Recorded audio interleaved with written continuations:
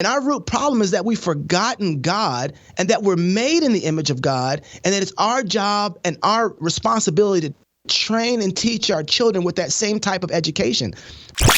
The fact that we lost 18, 19, I think it's like 21 if you count the adults that were there too, 21 people, we see that people in situations like this, particularly at school where we send them off to get educated, a safe environment, there is no way that we should think that our children should come back from us worse than the way we sent them off, let alone not coming back at all. We expect the environment to be safe and nurturing to develop them into fuller, better human beings. A couple weeks ago, after the leak of the SCOTUS decision, that everybody was arguing on the left the complete opposite way.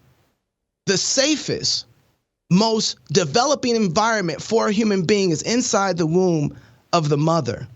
And we were just arguing that she should have the right and we should allow for human beings to be treated with the death penalty in the safest environment. It's no accident that type of cultural approval. We even went to the Senate to say, hey, let's codify the murder of millions in the womb. You can't operate like that and not expect a pus of that type of wickedness to come out in your society. And we tragically lost 21 people. Tragedy. How much more tragedy that we're willing to say we should be able to lose millions and millions. And so I want to stop and say, Lord, how do we then repent of this type of wickedness and ideology in our culture, start solving the things downstream from this? Because that's where the problem is. It's all the way upstream, and we need to have a full rethinking of what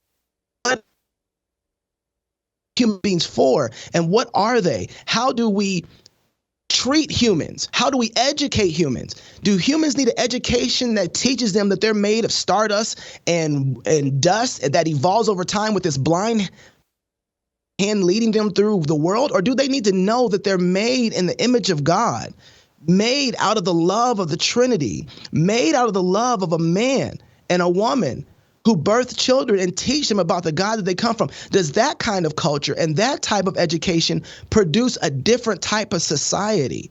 And that's what we need to be thinking about. If you only think about trimming if the tree is rot, I don't care how much you trim it on the outside and the top, you have a problem at the root. And our root problem is that we've forgotten God and that we're made in the image of God, and that it's our job and our responsibility to train and teach our children with that same type of education. But the education that is coming out of our schools is based on evolutionary ideology that has no regard for human beings or human life. And it's manifesting itself all the way to our legislation. Am I about legislation? Sure. But I'm after legislation after we have a heart change. Jason, we have had guns at schools for years. My parents went to school with guns in the back of their trucks. They were there. They weren't a problem. The guns just didn't get up and walk out and start shooting people. But the worldview and the ideology that we have been saturated in has caused a more dangerous environment the more that we've tried to push guns away. How does that happen? It's a person problem. It's a doctrine problem.